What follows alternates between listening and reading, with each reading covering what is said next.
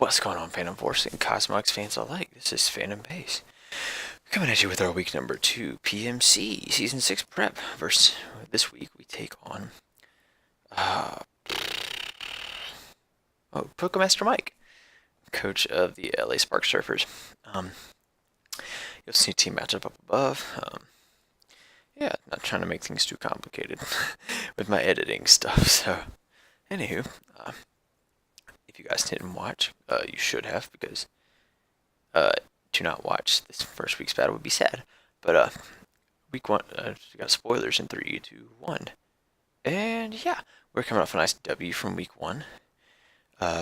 Managed a nice 2-0 win over Kurt. Coach the board is Herdiers. We had a nice way to we broke through his team quite nicely with a combination of Salazzle, Garchomp, and Heliolisk plus Clefable plus Mandibuzz really just kind of tore his team apart at the end. He played a really good game. At the end, he just couldn't break our fat, so and we knocked off the right mons to make sure that happened. So this week is going to be kind of a similar quote-unquote concept in the fact that you'll look at the matchup and you'll see the scary things are Xenocrozma and Mamoswine. Honestly, any Hawlucha and Tornadus are kind of scary too. So let's go over this team matchup really quick. Let's discuss each pawn in detail, because you know what? I'm going to put some effort into these team preps for you guys. You guys deserve that much. You guys, those of you who still watch me, have stuck with me for a while. So, Xenocrozma first off. This thing could potentially just 6-0 me if I'm not prepared for it. It has the right coverage to destroy my defensive core, because it gets things like Flash Cannon, it gets Heat Wave, it gets Power Gem, it gets Dark Pulse. Photon Geyser just goes through everything anyway, so it doesn't matter. Like my 1 resist, my 2 resist to Photon Geyser, it gets coverage for. So literally a Calm Mind 3 attack set with Photon Geyser, Heat Wave, and Power Gem would just beat me once my team's chipped. That would kind of just destroy me if I didn't have proper answers for it. Or if you brought webs, which really suck. Mega B is kind of a nuisance. However, I do have I do have really good checks to that, and things like Coffagrigas, Ferrothorn, Mandibuzz, things of that nature. Then we got, so I'm not really too worried about Mega Beedrill, but it could be kind of annoying if he brings Toxic Spikes. But we do have answers for that in the back. Tapu Fini is a defensive nuisance. It's nothing crazy to deal with though, because Mega Heracross kind of destroys it. Ferrothorn walls it. Clefable could potentially use it as setup fodder if it's not a taunt set. Salazzle can beat it if it's set up, or like if Salazzle's set up, Heliolisk can actually kind of beat it 1v1 too. Quag is nice against it, but you know, it can run some coverage. Yeah, Tapu Fini's not a huge threat, but it can be defensively annoying. I have no switch-ins to Mamoswine. Let's go to Mamoswine. I have no switch-ins. A Bandit set could really just run through my team if given the opportunity. Fortress is not really a huge nuisance to my team. I've got things like, honestly, make a Heracross 2 KOs it regardless. Salazzle kills 3 of them. It gets 1v1 by Ferrothorn. It can be beaten down by Garchomp pretty easily. It's knockoff fodder for everything else just about, and I've got a lot of knockoff mons, so Como is actually a huge threat. A Scarf set would, or a special set in particular, would be quite threatening to me, because the Clinging Scales is a very annoying move to deal with. That coupled with the coverage it gets to beat Clefable, and the Clefable plus Coffagrigas really just kind of makes it a nuisance. Mandibuzz can handle it decently, but it doesn't want to take some Clanging Scales not very well. The setup set isn't quite so bad, just because it has to have the opportunity to set up, and I don't give it a whole lot to set up on, and its only way to set up is either Gyro Ball, no, not Gyro Ball, its only way to set up is Dragon Dance, Swords Dance. It gets Dragon Dance, it gets Autotomize, it gets Swords Dance, and it gets Belly Drum. and he gets bulk up. But if he brings Dragon Dance, Gyro Ball from potential Ferrothorn could be causing problems to that. Also, got a couple other checks to it as well. Specs Rotom-Mow is actually kind of a threat to my team. I don't have many good switch-ins to the combination of grass and electric. My only really good, decent switch-in being Ferrothorn, but he could just take HP Fire and call it a day on that thing and just start 2KOing everything on my team.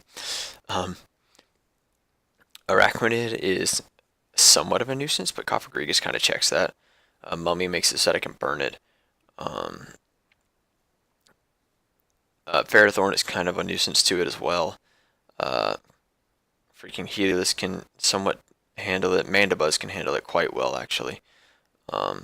Mega Heracross destroys it with Rock Blast. I mean, and there's no way for it to outspeed Mega Heracross unless I just don't run any speed. Here's where we get to the bigger threats. And funny enough, they're at the bottom of this list. My team has no... I have... My flying resist is Heliolisk, which has like base 54 defense. So, on that note, Tornadus Eye and or Hawlucha destroy my entire roster. I can't do anything about it. Hawlucha is walled by Cofagrigus to a degree, so I'm not too concerned about that. It's also walled by Mandibuzz, surprisingly. Like, a physically defensive Mandibuzz can very easily whirlwind out Hawlucha, can just destroy Hawlucha. I can whirlwind it out if he gets set up with Sword Stance. If he's got, and also I can one-shot him after Rocks with Brave Bird. If he's got Bulk Up is a bit more of a nuisance, but I can whirlwind it out. Torn Eye is another annoying thing to deal with, because that thing has some good coverage, things to hit my Clefable with, like Flash Cannon, Sludge Wave. I don't think it gets Flash Cannon, but definitely gets Sludge Wave. And it hits Ferrothorn because it gets Heat Wave. And then, of course, Hurricane / Acrobatics for Heracross. It gets Smackdown, actually, for Mandibuzz, but Hurricane's just going to hit harder. It gets Dark Pulse for Cofagrigus, Mesprit, Psychic for Salazzle. It can U-turn out on Heliolisk rather effectively. There goes my disconnect, as it always does in the middle of this dang thing. We're just going to work offline, because I'm just recording a prep. And yeah, the other mon that could be potentially annoying is Pyroar. And a Specs Pyroar or like a really offensive Pyroar could really be a problem to my team. Because my switch-ins to normal spam are quite limited, just being Ferrothorn and Cofagrigus, and I guess you want to count Shuckle. But that coupled with Fire, really just, I don't have switch-ins to that at all. The combination of normal and Fire are actually quite detrimental to my team. So, without much further ado, we're going to get into this. And bear in mind, this team has gone through a lot of changes. Originally, I had like a Mega Heracross on here, like a really offensive, like an adamant Mega Heracross on here. We had we had a Cofagrigus set on here at one point. Had a I don't think I had a Quagsire set on here. Yeah. Really, the only things that have changed is the fact that I took off Mega Heracross, took off Cofagrigus, and added some other things. So, first things first, we're going to go with the one set that stuck through the entire thing, and that is Scarf Mesprit. This set, in particular, just does really well versus this team. Here's my thought process behind this. You look at my speech here and look at his. Mega Beedrill can run Adamant and outspeed my fastest mon, being Salazzle. And because he can run Adamant, I believe he will. If he opts to bring it at all. I don't know if he'll bring it because it gets walled by a combination, by literally Ferrothorn plus Mandibuzz plus Cofagrigus. So I don't know how willing he will be to run that. But in the off chance he does bring Beedrill, it'll be Adamant, I think. And with that in mind, we can outspeed an Adamant Beedrill with Modest Mesprit. And we are running enough speed to guarantee to outspeed any version of Adamant Beedrill, even if he's max speed Adamant Beedrill. I don't want to run the risk of trying to speed creep his speed creep, because I don't quite know how he preps. So I really didn't want to run a risk, but I knew that he's smart enough. I know that he's smart enough to run Adamant if he's going to be able to. So running this particular cover, Psychic U-turn, Energy Ball, and Healing Wish. Now, hear me out on this. I was originally going to run Grass Knot until I realized that Grass Knot doesn't even 2KO Tapu Fini. However, Energy Ball will from Modest Mesprit. So, that being said, we are definitely going to bring that over. bring Energy Ball over Grass Knot. Grass Knot will one-shot Mamoswine, but Energy Ball 2 KOs both Mamoswine and Tapu Fini. And that's really important. Psychic is good general coverage. It one-shots Beedrill. It has a chance to one-shot offensive combo and guaranteed 2 KOs or max HP combo. It also hits everything else for rather good damage. It one-shots Hawlucha, unless he's got the Spit F boost from the Misty Seed, in which case it's still a 2 AK. It could potentially one-shot after Rocks, which is great. The other mon that's kind of nuisance to this thing is Pyroar, but Psychic does a good chunk to that thing. Healing Wish in particular is for the other members of my team that I will explain here in a little bit, but mostly I'll explain how the Healing Wish works when you see the rest of my team. So, like I said, this thing is really good for getting me initiative in the early game. I plan to lead with it so I can kind of scout. If he's got Beedrill, it's a good lead versus it, assuming that he's going to be adamant, of course. If he's Jolly, then so be it. We'll lose Mesprit in turn 1, but we'll know that he's Jolly and he can't even come close to 2 KOing Mandibuzz, even after Rocks. So, that's always lovely. This thing can also potentially catch a Scarfed, or not even Scarfed, it'll catch Como as well, because regular Como just can't one-shot Mesprit anyway because of its natural bulk, which is actually very good bulk. And Psychic, like I said, is going to do a huge chunk to that thing, if not straight up one-shot it. U-turn, like I said, for initiative, gets me decent damage on Necrozma and Rotom-Mow, and that's pretty much it. It just gives me good initiative against everything else. So yeah, that's Mesprit. Like I said, I'll go more into depth on why I have Healing Wish here in a minute. We're going to skip over the next mon because it's actually a decent win condition versus him. And let's go ahead and go into the next Pokemon that I thought of, which was my Garchomp. And this set did not change through all of my prep because I can afford to run. If you look at his speed tiers between Pyroar and Tapu Fini, there's nothing. Like Tapu Fini and or Como, there's nothing. There's no Rotom-Mow really. So there's no gap between that. Like there's no Pokemon in between the two of them. So I can afford to run Adamant Garchomp this week and outspeed everything underneath the Rotom-Mow and under. And I can, anything that's faster than me either is not a threat to me or I'm switching out of anyway. So that being said, EQ, Rocks, Swords Dance, and Dragon Claw. Combination of Ground plus Dragon just goes unresisted on this entire draft. Period. +2. Once I get to +2, I start one-shotting everything. And I mean everything.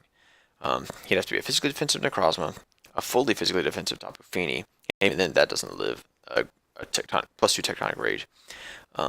Everything on his team, bar the flying types and Rotom, drop to +2 Tectonic Rage, except for maybe Araquanid, but that's going to drop to a +2 Dragon Claw.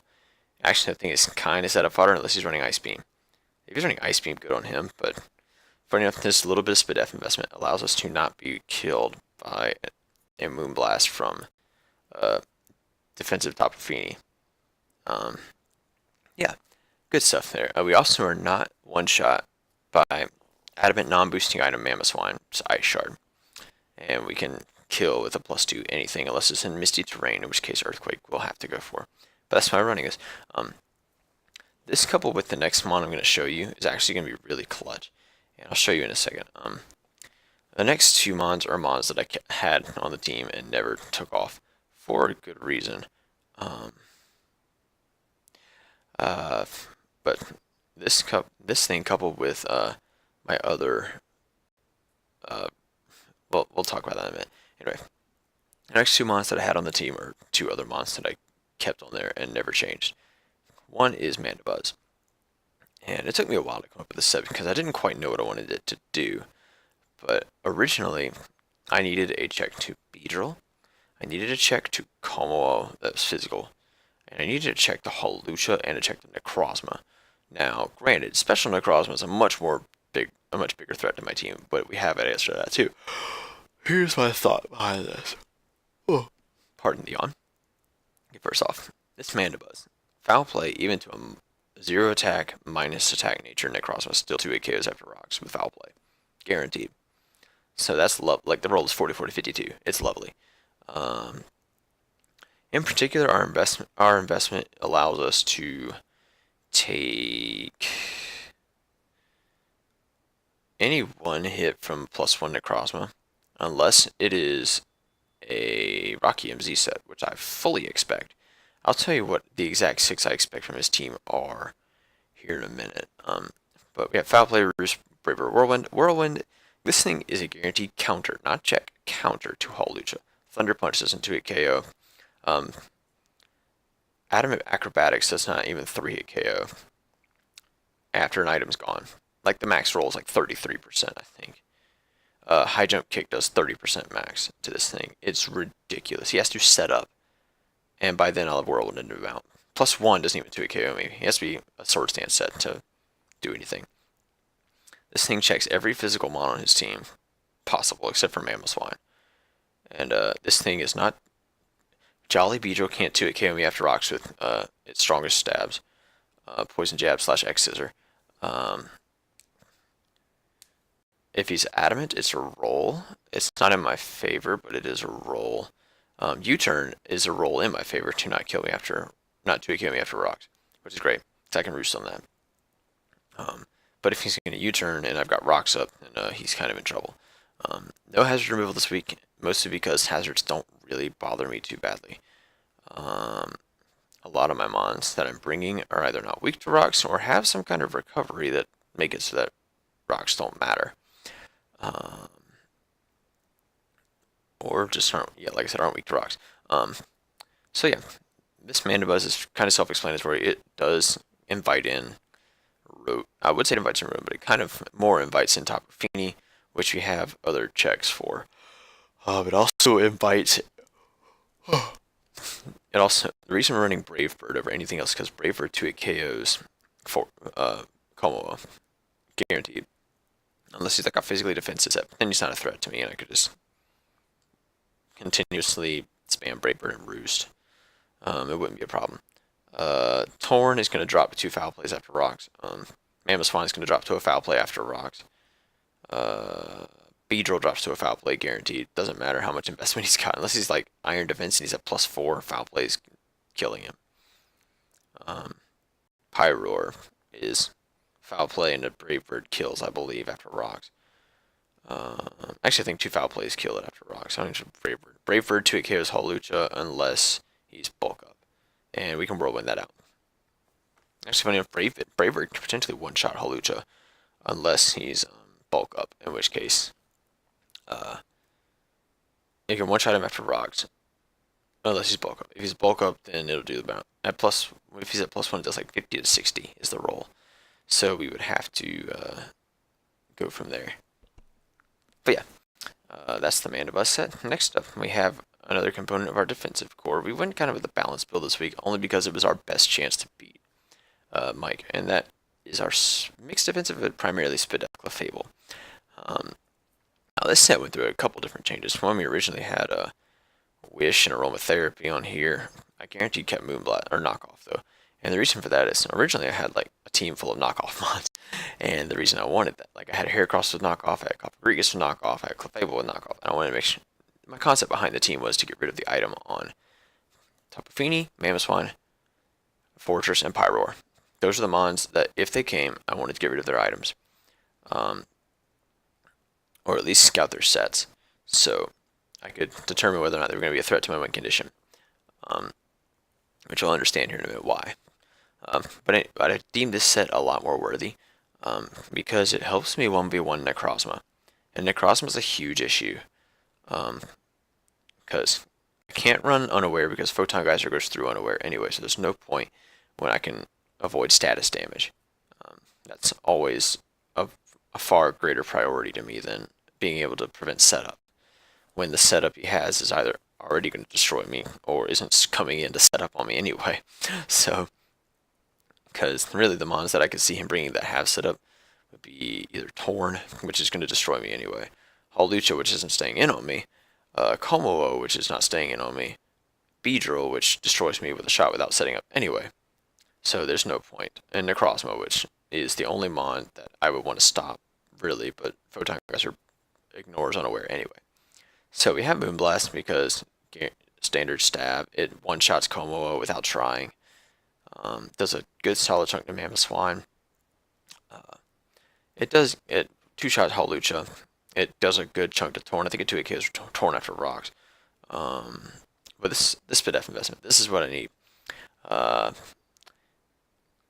Twisted Spoon Necrozma cannot 2 KO Clefable until he's set up.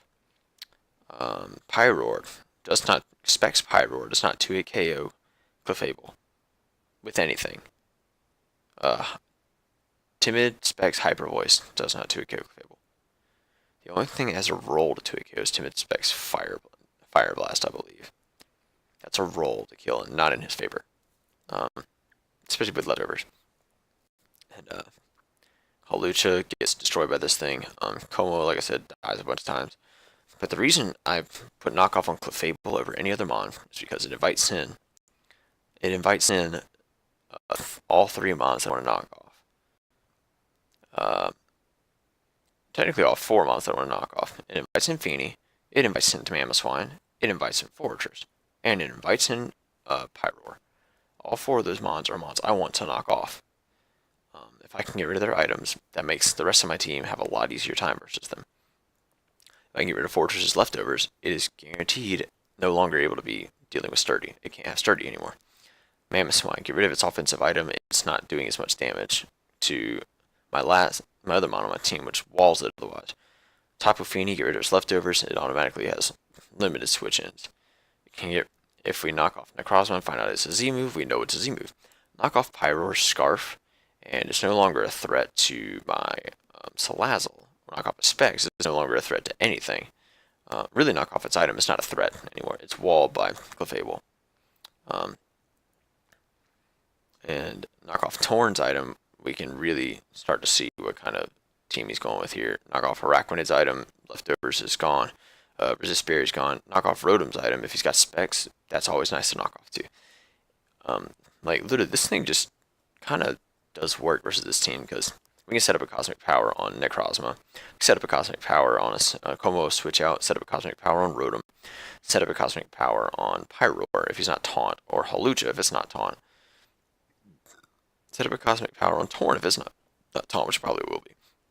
We can definitely set it up on Araquanid unless he's banded, but we'll knock that off first. Alright, we can set up a Cosmic Power on everything that doesn't have taunt, and this name isn't Beedrill, Tapu Fini, or Torn, essentially. Because I don't think Pyroar's going to run taunt if he's got it. If he brings it.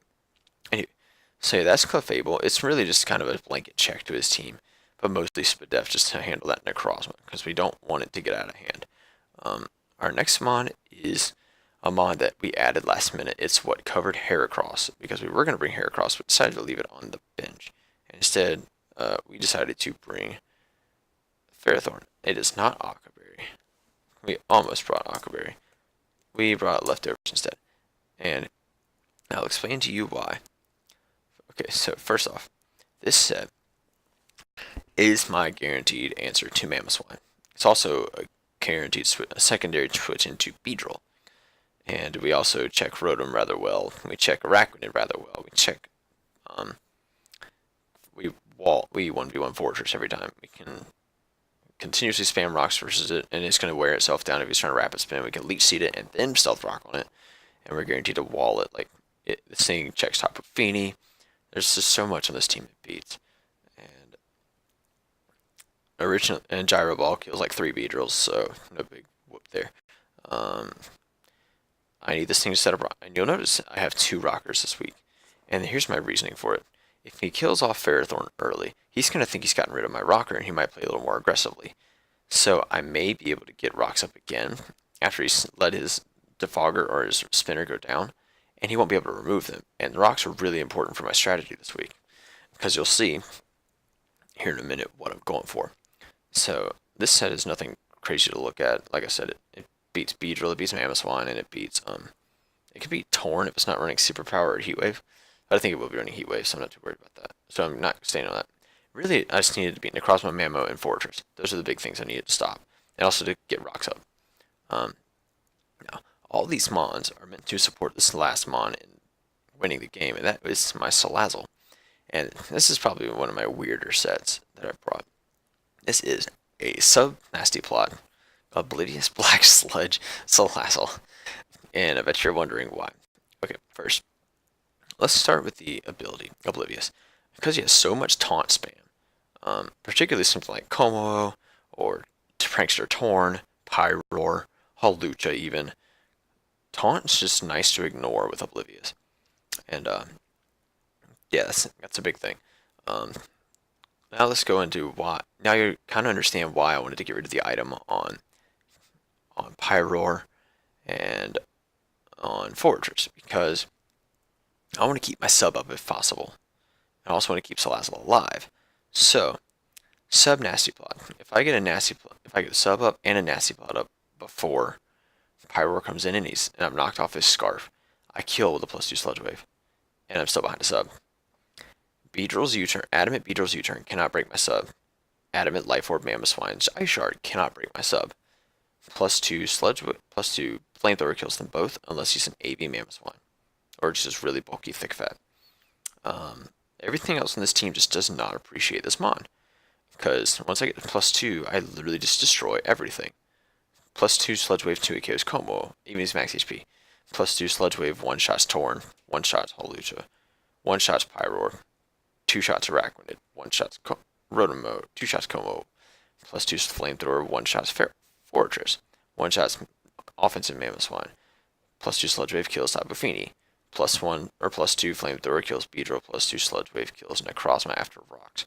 That's why it's so important. Rocks are crucial to break sturdy on Fortress, to guarantee keep Mamoswine in range of +2 Flamethrower. It helps me potentially get rid of Beedrill early so that my only check is Hawlucha technically. And even then, if I can get rid of Hawlucha, then Salazzle just wins the game outright. And like I said, the defense investment allows me to take a U-turn from an Adamant Beedrill behind sub. It does max 24%. And Ice Shard from Mamoswine does max like 22. So from Adamant Life Orb Mamoswine does max 22. So he's either going to have to take a Flamethrower and then get killed. And then all of a sudden his priority's gone. And the only thing he can do after that is potentially either Tailwind with Torn, or Sucker Punch Rotom maybe, but that's it. Like, that's his only priority. Yeah, he could be Custap Fortress if he wants to be, but because Custap is now legal, thankfully. But yeah, so that's the whole point behind this set, is that it can win me the game very easily. I just need to get it into where because I can set up a sub, like I said, I can set up a sub on a Beedrill that thinks it's forcing me out with Drill Run, because I don't think it would go for Drill Run in the face of Salazzle, especially if he sees that I'm like, especially if he sees that I'm Black Sludge, he may be tempted to go for a U-turn, thinking that, or not Black Sludge, if he doesn't see that I'm Black Sludge and he sees me bring it in, he may be tempted to go for a U-turn, or he may be tempted to hard out. If he hards out, then I'm going to click, I think I would just go ahead and click sub, I guess. I don't know. Probably force it out. That's the thing. If he goes to like Mamoswine, I think he could chew a hit after I get a sub up. Then I click Nasty Plot as seen EQs, then Flamethrower should knock it out, especially if he's taking a couple rounds of rocks. But really the biggest thing is I can set this up on something like I said, something like Beedrill, something like Fortress, really. Unless he's running Earthquake Fortress, which wouldn't surprise me. Mike's a smart guy. He knows that this thing is a threat. Now, the other situation I see is, like I said, Garchomp's a huge threat to his team. And if he doesn't prepare properly, this thing could just straight up destroy him. But really, this team is meant to set up for Salazzle to win, or for Mesprit to win. Like, either of these two, really. But that's why this thing has Healing Wish. Because depending on what I deem as the win condition as we're in the game, I may pop a Healing Wish off on this thing last minute to get Salazzle back up to full health, or get Garchomp back up to full health to keep it out of range of Ice Shard from Mamoswine. Assuming I've knocked its item off with Clefable. But yeah, so that is the whole thing. That's my prep. Yeah, really the 6 mons I expect, so that I don't forget to do this. The 6 mons I expect from him are like a Calm Mind, not Rocky MZ, Necrozma with uh, Photon Geyser, Heat Wave, and Power Gem. I expect that. That's fully coming. Um, I expect Toxic Spike Speed Drill with U-Turn, Poison Jab, and Drill Run. I expect Tapu Fini to come with either a Kibi Berry or a bulky set with leftovers with Nature's Madness, Moonblast, uh, Surf, and either Taunt or Defog. Probably Taunt and Defog, but I don't know. I either expect Banded Mamoswine or even one mock I saw a really bulky Assault Vest Mamoswine that really just kind of shut down my Salazzle, which was really smart. Um, I expect Holucha and Pyroar as well. And I expect the Specs Pyroar if it comes. I also expect obviously Misty Seed Holucha with either honestly Bulk Up is the scarier option for me to have to face. With like Bulk Up Roost or yeah, Bulk Up Roost, Acro, and either High Jump Kick, Dream Punch, or maybe even Taunt if he wants to go that route. Kind of shut down something else that could come in on it.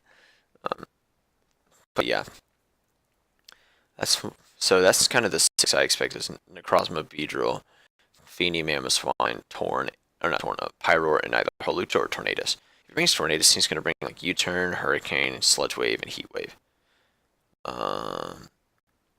Yeah, I can see that. It'd be like Life Orb, I think. If he brings Hazard Removal, it's going to be on top of Fini if he doesn't bring Fortress. Fini's a really good remover in this game. It removes versus a lot of my teams, so I don't see why he wouldn't bring that. But yeah, all that said, I think we need to hear everyone. I'm going to go ahead and hop into recording the battle side of this. If I decide to attack this on the front, which I doubt I will, I'll probably make this a separate video since it's so long. Like I said, I like to go in depth on these videos, so however, I will say the further we get into this season, the less I'll probably do, especially if I get close to clinching playoffs for pretty early in the season. I say early loosely, but around week 7, if I've come close to clinching playoffs, I'm going to start going less in depth on these so that I can kind of keep some sets close to my chest so we can use them for playoffs. Anyway, thank you guys so much for watching, and I hope you guys will watch the battle. Catch you guys soon. Bye bye.